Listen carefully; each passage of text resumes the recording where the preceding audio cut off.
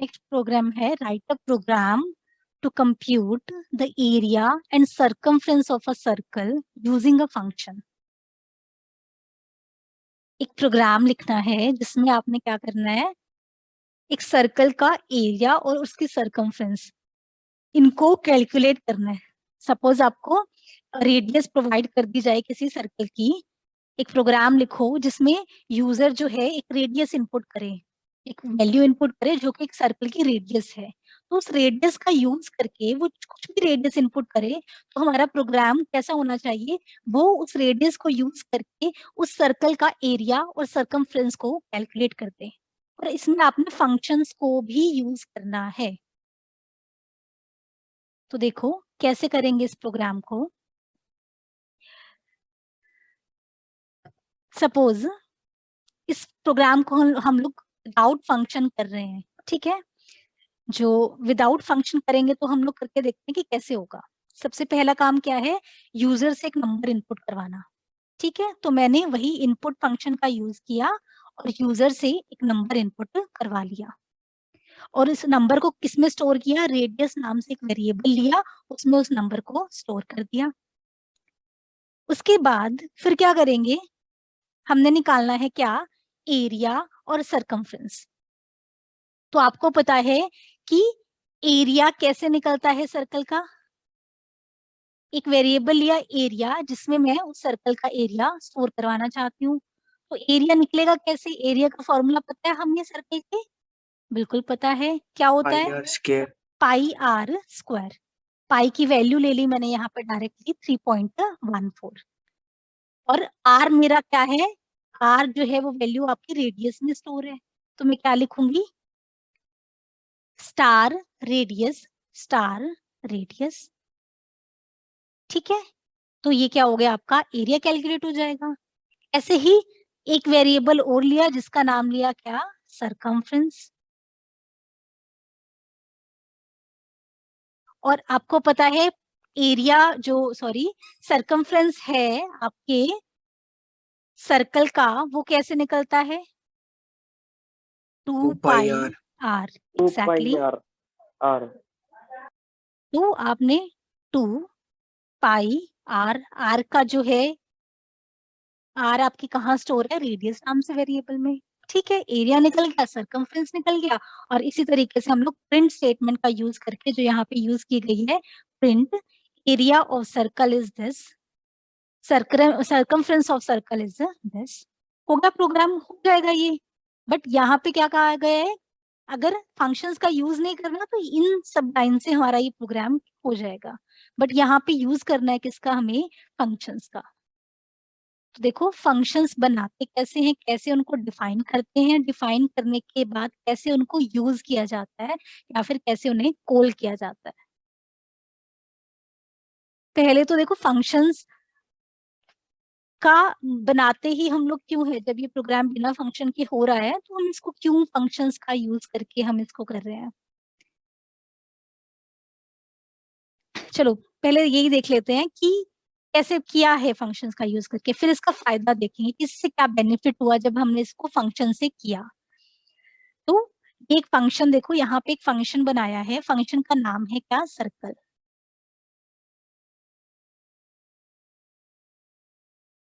Circle function, function की दो चीजें आपने याद रखनी है, फंक्शन की कॉलिंग और उसकी डेफिनेशन।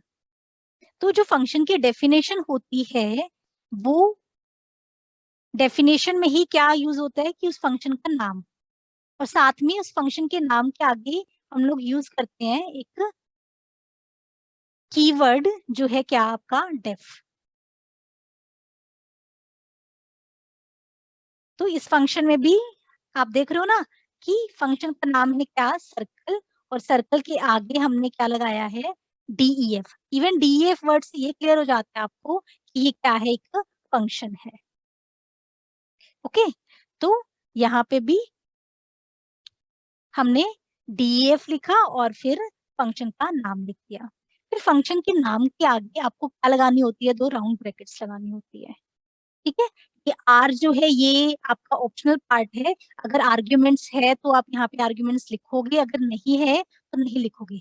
पैरामीटर्स जो है वो यहाँ पे अगर है तो लिखोगे, अदरवाइज नहीं लिखोगे, ठीक है। बट ये जो स्क्वायर ब्रैकेट है ये कंपल्सरी है। डेफ कीवर्ड, फंक्शन का नाम, जो भी नाम आप जो भी देना चाहो वो दे सकते हो। यहाँ पे सर्कल नाम दिया है, आप सर्कल दे दो, ABC देना है वो दे सकते हो, स्क्वायर देना है आपने, रेडियस देना है, जो भी नाम आप देना चाहो वो दे सकते हो। क्योंकि यहाँ पे मैं सर्कल का एरिया सर्कमफ्रेंस कैलकुलेट कर रही हूँ तो इसलिए मैंने सर्कल नाम दिया फंक्शन को। ब्रैकेट में क्या लिखा, एक पैरामीटर, और वो पैरामीटर है आपका आर, ठीक है। ये फंक्शन की, उसके बाद आपने लगाना है कोलन। कोलन लगाओगे तो आपको पता है कि जो पाइथन है, पाइथन में हमारे पास एक ब्लॉक ऑफ कोड को हम इंडेंटेशन से रिप्रेजेंट करते हैं। तो जैसे आप एंटर प्रेस करोगे तो आपने क्या करना है, इंडेंट करना है। इस फंक्शन में क्या क्या आप लिखना चाहते हो वो आप इंडेंट करके लिखोगे, जिससे पता चले कि वो इस फंक्शन का पार्ट है, ठीक है। तो इस फंक्शन में मुझे करना क्या था, एरिया और सरकमफ्रेंस कैलकुलेट करना था। तो मैंने क्या लिखा, area equal to 3.14 star r, मतलब पाई आर स्क्वायर। ऐसे ही सरकमफ्रेंस लिख लिया 2 पाई आर। फिर रिटर्न, जो आपका रिटर्न है फंक्शन है वो वैल्यूज रिटर्न करता है। तो मैंने रिटर्न में क्या किया, एक टपल को रिटर्न कर दिया, क्या, एरिया कॉमा सरकमफ्रेंस, एक टपल को रिटर्न कर दिया, ठीक है। और फिर आपकी ये जो है फंक्शन की डेफिनेशन खत्म होगी, ये आपका नॉर्मल प्रोग्राम स्टार्ट हो गया। नॉर्मल प्रोग्राम में ये वाली चीज तो हम लोग कर ही चुके हैं, क्या, रेडियस को इनपुट करवाना। हमने रेडियस को क्या करा लिया, यूजर से इनपुट करवा लिया। इनपुट करवाने के बाद अब देखो ये लाइन है जो ये बड़ी इंपॉर्टेंट है। यहाँ पे जब लिखा है आपने सर्कल, सर्कल क्या है आपका, फंक्शन है। आपको पता है ना, सर्कल नाम से आपने क्या बनाया है, फंक्शन बनाया है। और उस फंक्शन के अंदर क्या है, एक पैरामीटर है। तो आपने क्या किया, उसकी जगह क्या पास किया, रेडियस पास कर दी। जो भी यूजर ने रेडियस इनपुट की ना, वो आपने क्या की, पास कर दी। सपोज यूजर ने 5 इनपुट किया, तो जैसे आप ये इसको बोलते हैं फंक्शन की कॉलिंग, हम इस फंक्शन को, सर्कल नाम के फंक्शन को कॉल कर रहे हैं। तो जैसे ये वाली लाइन लिखोगे ना, ऐसे ही आपका जो कंट्रोल है वो ऊपर वाली फंक्शन के ऊपर चला जाएगा। और रेडियस क्या है आपकी, जो भी रेडियस की वैल्यू है वो किस में आ जाएगी, आर में आ जाएगी। 5 इनपुट किया था तो आर में क्या आ जाएगा, 5 आ जाएगा, ठीक है। और आपको पता है ये फंक्शन जो है वो 5 की हेल्प से, उस रेडियस की हेल्प से उसका एरिया और सर्कमफ्रेंस कैलकुलेट कर रहे हैं, और उन दोनों वैल्यू को फिर रिटर्न कर दे रहा है। तो जैसे आपने ये वाली लाइन लिखी, ये आपका कंट्रोल यहाँ चला जाएगा। कंट्रोल कब तक यहाँ पे रहेगा, जब तक इसकी रिटर्न स्टेटमेंट नहीं आ जाती, जब तक ये फंक्शन खत्म नहीं हो जाता। जैसे ये फंक्शन खत्म होगा, ये वैल्यूज रिटर्न करे, जो वैल्यूज ये रिटर्न करेगा अब वो वैल्यूज यहाँ पे आ जाएगी। तो क्या रिटर्न कर रहा है, एरिया और सरकमफ्रेंस। तो लेफ्ट साइड में 2 वेरिएबल है, राइट साइड में 2 वैल्यूज होगी। तो आपको पता है लेफ्ट साइड को लेफ्ट वैल्यू, राइट साइड को राइट वाली, मतलब जो पहला वेरिएबल है उसको पहली वैल्यू, और जो सेकंड वेरिएबल है उसको सेकंड वैल्यू असाइन हो जाएगी। और फिर आपने उनको क्या कर देना है, प्रिंट कर देना है।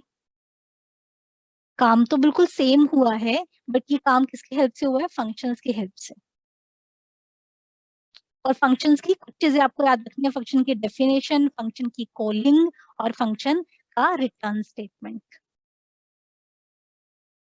अब आप पूछोगे कि ये जब इतना सिंपली हो रहा था तो फंक्शन क्यों बनाया। ये भी क्वेश्चन हो सकता है ना कि हमने फंक्शन से क्यों किया इसको, जब ये हम सिंपली भी कर सकते थे विदाउट हेल्प ऑफ फंक्शन। अगर हम इसे कर सकते थे तो हमने क्यों किया इसको फंक्शंस की हेल्प से।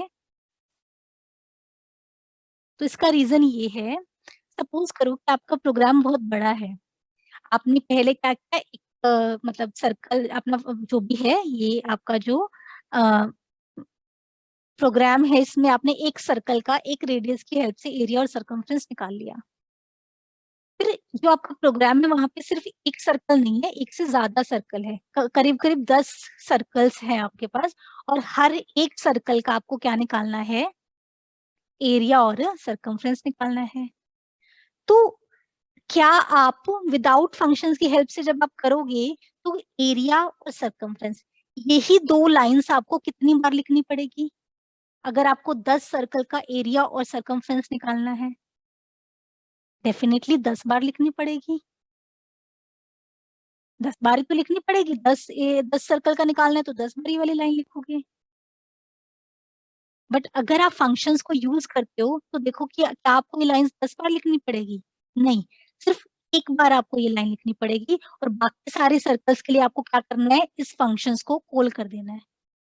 जो भी रेडियस है, suppose R1, R2, R3, R4 up to R10, इसमें आपने 10 सर्कल की रेडियस स्टोर करवा ली।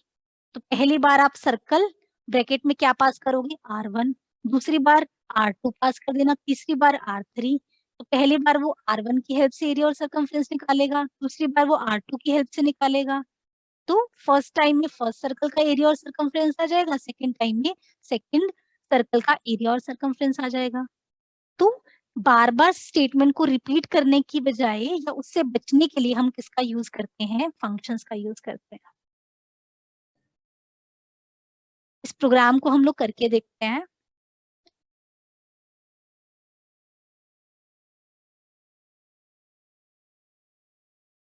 स्क्रीन पे क्या विजिबल है आपको?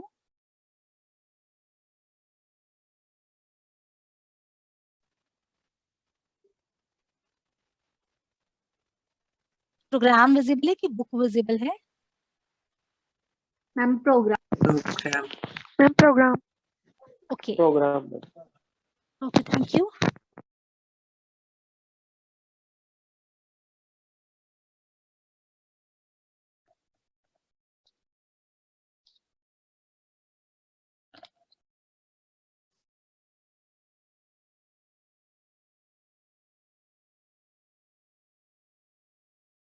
एक वेरिएबल लिया क्या, R, जिसमें हम यूजर से क्या इनपुट करवा रहे हैं, रेडियस ऑफ सर्कल।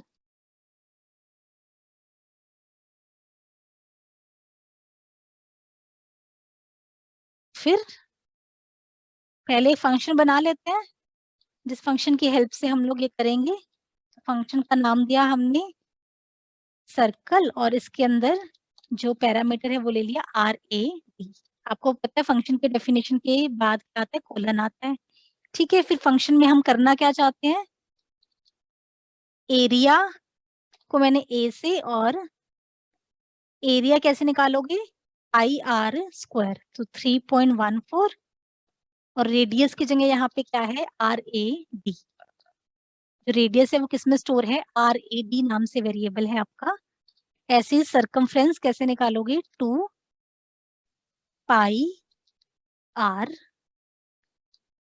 ठीक है, देन हमने रिटर्न कर दिया क्या, टपल रिटर्न किया है। रिटर्न सिर्फ एक वैल्यू होती है, तो एक टपल हमने क्या किया, रिटर्न कर दिया। ठीक है, अब क्या करना है हमें, रेडियस और सर्कमफ्रेंस कैलकुलेट करनी है with the help of function, इसलिए हम किसको कॉल करेंगे, फंक्शन को कॉल करेंगे। तो क्या पास करूं, मेरी रेडियस कहाँ पे है, R नाम से वेरिएबल में है। ठीक है, तो ये कैलकुलेट करेगा और रेडियस और सर्कमफ्रेंस नाम के वेरिएबल में क्या कर देगा, स्टोर कर देगा। उसको हम प्रिंट करा सकते हैं, radius of circle is radius. इसी तरीके से प्रिंट स्टेटमेंट लिखा क्या, circumference of circle is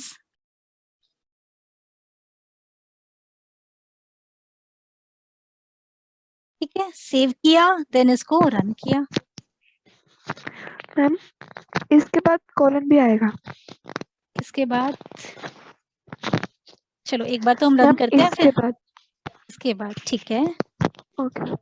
enter radius of circle, suppose मैंने रेडियस इनपुट की 5, तुम कैलकुलेट करके देख सकते हो क्या ये सही दिखा रहा है।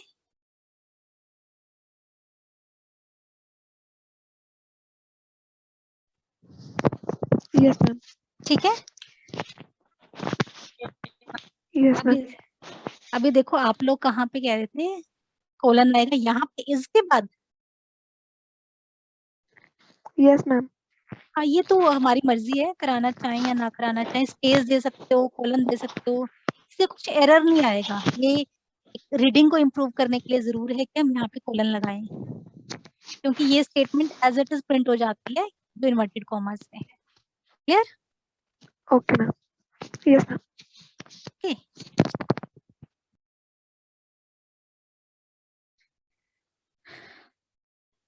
अब ये जो प्रोग्राम है, ये प्रोग्राम शायद मैंने आपको करने को दिया था, इसमें पूछो कोई डाउट हो तो। एक प्रोग्राम लिखना था जिसमें n नंबर्स आपने यूजर से इनपुट करवाने हैं और इन नंबर्स को एक टपल में स्टोर करना है। फिर उस टपल का मैक्सिमम नंबर और मिनिमम नंबर फाइंड आउट करना है। मैक्सिमम नंबर आप मैक्स फंक्शन को यूज करके और मिनिमम नंबर मिन फंक्शन को यूज करके निकाल सकते हो। अब बात आती है कि जो नंबर यूजर से इनपुट करवाओगे उनको टपल में कैसे स्टोर करना है। ठीक है, तो टपल एक फंक्शन होता है, देखो ये प्रोग्राम है। टपल एक फंक्शन होता है जो एक एम्प्टी टपल को क्रिएट करता है। तो नंबर्स नाम से एक एम्प्टी टपल क्रिएट हो गया with the help of a tuple function. First line में ये काम किया। नेक्स्ट लाइन में क्या है, यूजर से इनपुट करवाया कि वो कितने नंबर एंटर करना चाहता है और उसको कहाँ स्टोर किया, n नाम से वेरिएबल में। फिर एक लूप चलाई for i in range 0, n। जितने भी नंबर यूजर इनपुट करवाना चाहता है उतनी लूप चला दी हमने। और क्या किया, लूप के अंदर क्या किया, यूजर से नंबर इनपुट करवाते गए और वो किसमें स्टोर किया, नम में स्टोर किया। फर्स्ट टाइम जब लूप चलेगी यूजर एक नंबर इनपुट करेगा, वो कहाँ स्टोर हो जाएगा, नम में। नम नाम से वेरिएबल में स्टोर हो जाएगा। जबकि स्टोर किसमें करना है उसको, आपने टपल में। और एक एम्प्टी टपल आपने ऑलरेडी बना रखा है नंबर्स। तो मैंने क्या किया फिर इससे नेक्स्ट लाइन में, जो मेरा एम्प्टी टपल था, आपको पता है हम एम्प्टी टपल में और नंबर्स ऐड कर सकते हैं, कंकैटिनेट कर सकते हैं with the help of concatenate operator. तो मैंने कंकैटिनेट ऑपरेटर का यूज किया और नंबर्स के अंदर दूसरा जो टपल है, या फिर मैं कह सकती हूँ कि वो सिंगल जो नंबर है उसको क्या करा दिया, कंकैटिनेट करा दिया। सपोज यूजर ने 10 इनपुट किया तो मेरे पास नंबर में क्या है, 10 को मैंने कंकैटिनेट कर दिया और दोबारा उसको नंबर्स में ही असाइन कर दिया। ठीक है, इतना काम किया लूप में। फर्स्ट टाइम लूप चली, यूजर ने फर्स्ट नंबर इनपुट किया और उसको कंकैटिनेट करा दिया। फिर सेकंड टाइम लूप चली, यूजर फिर से नंबर इनपुट करेगा, वो फिर से आप किस में स्टोर करवा रहे हो, नम में। और फिर से उसको क्या कर दे रहे हो, पिछले टपल में उसको क्या कर दे रहे हो, ऐड कर दे रहे हो और फिर उसको नंबर्स में फिर से असाइन कर दे रहे हो। इस तरीके से जितने भी नंबर यूजर इनपुट करेगा वो सारे के सारे नंबर्स नाम के टपल में कंकैटिनेट होते जाएंगे और आपका जो एक टपल क्रिएट हो जाएगा जिसके सारे के सारे नंबर आपने यूजर से इनपुट करवाए हैं। काम हो गया आपका। उसके बाद फिर आपने उस टपल को प्रिंट करवा दिया। प्रिंट करवाने के बाद उसका मैक्सिमम नंबर प्रिंट करवाया, मैक्स ऑफ नंबर्स, फिर उसका मिनिमम नंबर प्रिंट करवाया, मिन ऑफ नंबर्स। ये देखो, ये इसकी आउटपुट इस तरीके से आएगी। पहले यूजर से पूछा कितने नंबर इनपुट करवाने हैं, 5 उसने बोला। फिर हमने 5 तक लूप चलाई है और हर बार क्या हो रहा है, लूप में यूजर एक नंबर इनपुट कर रहा है और ये नंबर हम नंबर्स नाम के टपल में कंकैटिनेट करवाते जा रहे हैं। तो ये 5 नंबर उसने इनपुट किए। 5 नंबर जब इनपुट हो गई, लूप हमारी खत्म हो गई। लूप खत्म होने के बाद हमने क्या है, अपने टपल को प्रिंट करवा दिया। ये देखो, नंबर्स वाला टपल हमारा प्रिंट हो गया। फिर इसका मैक्सिमम नंबर कैसे फाइंड आउट किया, मैक्स ऑफ नंबर्स फंक्शन को यूज करके मैक्सिमम नंबर आ गया, मिन ऑफ नंबर्स यूज करके मिनिमम नंबर आ गया।